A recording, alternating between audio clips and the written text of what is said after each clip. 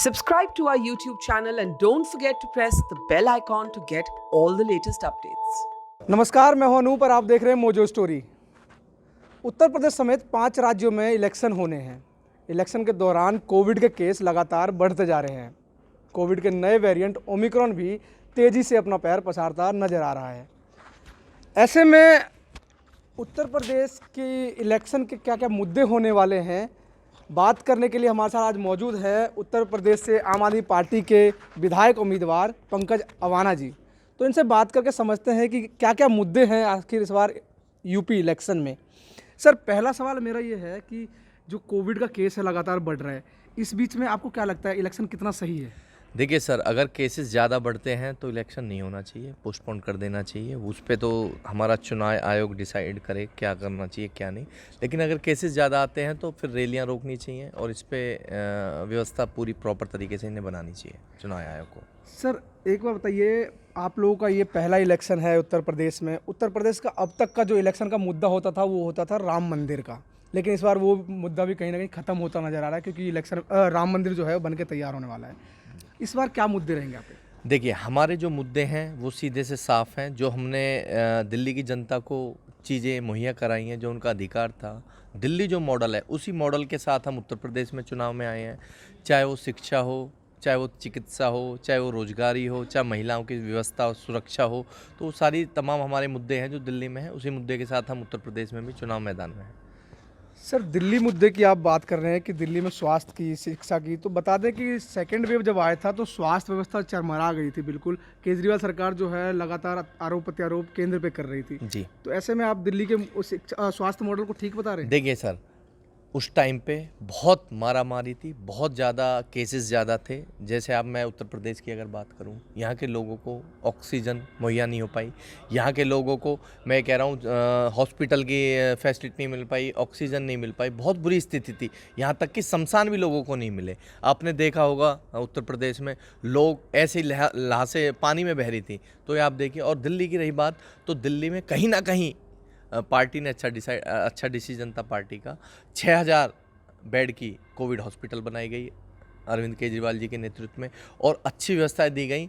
नोएडा से भी हमने बहुत लोगों को दिल्ली में एडमिट कराया। जब नोएडा की व्यवस्था ख़राब हो चुकी थी, हॉस्पिटल में बेड नहीं थे, तो हमने बहुत प्रयास किया लोगों की मदद करने के लिए। कहीं ना कहीं हम कुछ लोगों को दिल्ली में एडमिट करा पाए अपनी सरकार द्वारा, हमने उनका इलाज कराया। तो ये तमाम हमारी सरकार ने दिल्ली में अच्छा काम किया था। पहला इलेक्शन को देखते हुए आप लोगों के लिए कितना मुश्किल होने वाला है ये यूपी का इलेक्शन? देखिए, विधानसभा चुनाव हमारी पार्टी पहली बार उत्तर प्रदेश में चुनाव लड़ रही है। इससे पहले लोकसभा हम चुनाव लड़े, बहुत अच्छे रिजल्ट आए। उस टाइम पे लोगों ने बहुत अपना प्यार आशीर्वाद दिया। अभी पिछले दिनों जिला पंचायत और प्रधानी के चुनाव आए, जिसमें लगभग 80 प्रत्याशी हमारी पार्टी से जिला पंचायत जीत के आए। तो 40 लाख लोगों ने हमें वोट दिया। तो जनता आम आदमी पार्टी को बहुत पसंद कर रही है और वो हमारे साथ खड़े हैं सर, अभी कोविड के बढ़ते केसेस में जो है लगातार रैलियों का देखा जा रहा है कि मतलब यूपी के अंदर लगातार जो है रैलियां हो रही है। ऐसे में ये रैलियां कितना सही है? बिल्कुल, मैं कह रहा हूँ कि अगर केसेस बढ़ते हैं और उस पर रोक नहीं लगाई जाएगी तो लोगों के लिए बहुत गलत साबित होगा। लोगों की बीमारियां बढ़ेंगी, कोविड के केसेस बढ़ेंगे। अगर केसेस बढ़ेंगे तो लोग मरेंगे, व्यवस्था नहीं हो पाएगी। तो इसी से हमें ये रैलियां रोकनी चाहिए अगर केसेस बढ़ते हैं। और अगर केसेस सामान्य रूप से चलते हैं तो फिर रैलियां अभी चल ही रही हैं। चुनाव आयोग उस पर डिसाइड करे कि केसेस बढ़ते हैं तो रैलियां रोकनी चाहिए। जैसे कि अभी लगातार जो है बीजेपी भी रैली कर रही है, आपकी पार्टी भी रैली करके आई है अभी लखनऊ से। लेकिन दिल्ली में जहाँ केजरीवाल एक तरफ कहते हैं कि मास्क पहनो, घर से बाहर ना निकलो, वहीं दूसरी तरफ केजरीवाल जी यूपी के अंदर इलेक्शन में इतना बिजी हैं कि भीड़ को बुला रहे हैं। देखिए, दिल्ली हमारे देश की राजधानी है।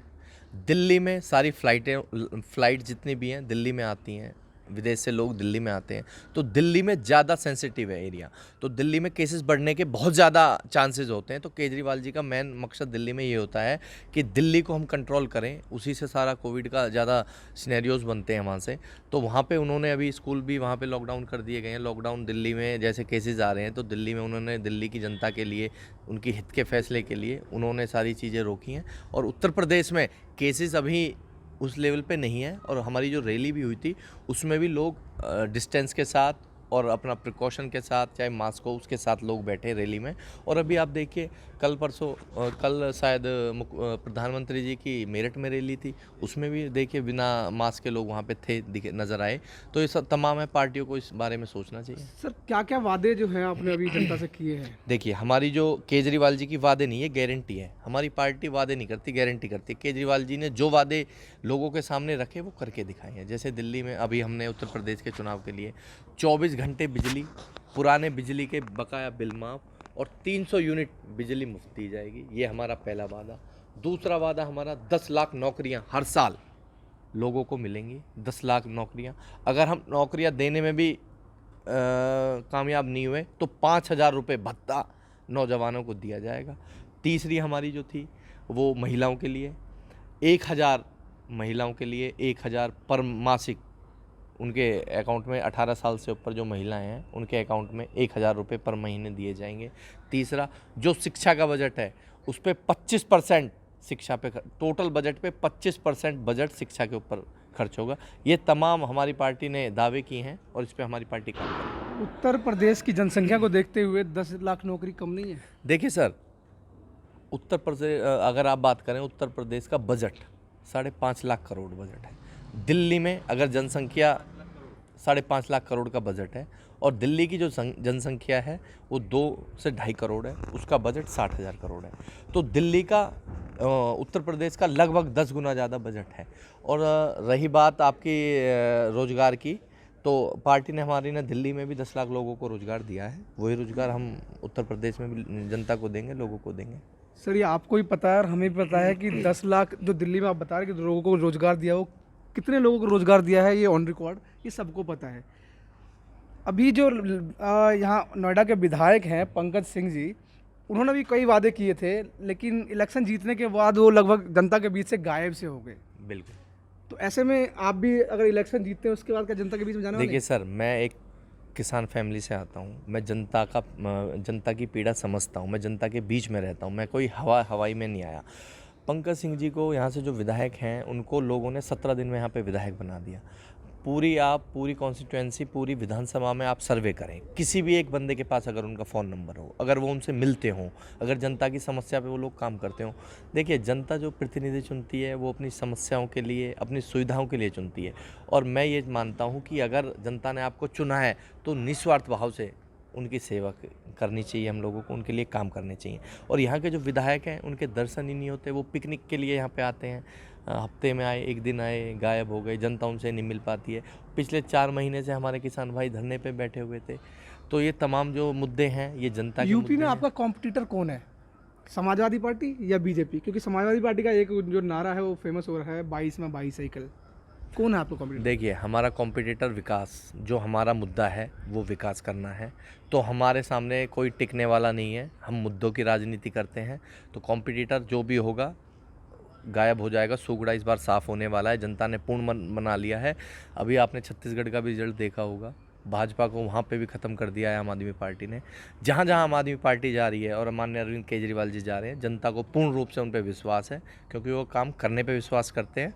तो पूर्ण समर्थन हमें मिल रहा है और हमारी सरकार निश्चित तौर पे उत्तर प्रदेश में बनना तय है। सर एक चीज़ बताइए, आम जनता की भलाई की बात करूं मैं तो कई इलाके ऐसे हैं यूपी के अंदर जिसमें अभी देखने को मिल रहा है कि सड़कों का काम चल रहा है, खरंजा बिछाया जा रहा है, मिट्टी डाल के, ईंट डाल के।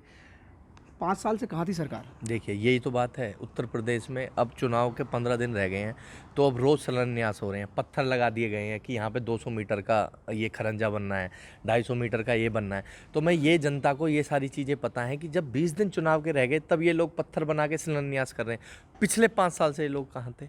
तो ये सारी मुद्दे हैं, इनको खुद भी सोचना चाहिए, शर्म आनी चाहिए कि 5 साल में आप बैठे हो और आपने एक ईंट तक नहीं लगाई, और चुनाव के 20 दिन रह गए हैं तो आप लोग नए नए शिलान्यास, नए नए पत्थर लगा रहे हैं। तो अब मैं आपको क्या बताऊं, आप मुझसे ज़्यादा समझदार है, जनता मुझसे ज़्यादा समझदार है। जनता को सब स्पष्ट दिख रहा है कि सिर्फ और सिर्फ ये लोग जाति और धर्म पे हम लोगों को बांट के वोट मांगते हैं। अब राम मंदिर का आप देख लीजिए, इनका पहला चुनाव जो हुआ राम मंदिर पे हुआ, इन्होंने उसकी स्थापना की, उसमें आज तक भी एक ईंट नहीं लगी राम मंदिर में। अब ये मथुरा आ गए, तो राम मंदिर और जाति धर्म की राजनीति अब ये लोग बंद करें। जनता इनको जान चुकी है, अब मुद्दों की राजनीति होगी। मेरा आखिरी सवाल आपसे होगा कि अगर कोविड के केस लगातार बढ़ते हैं, तो ऐसे में अगर इलेक्शन कैंसिल होता आप लोग तैयार हैं?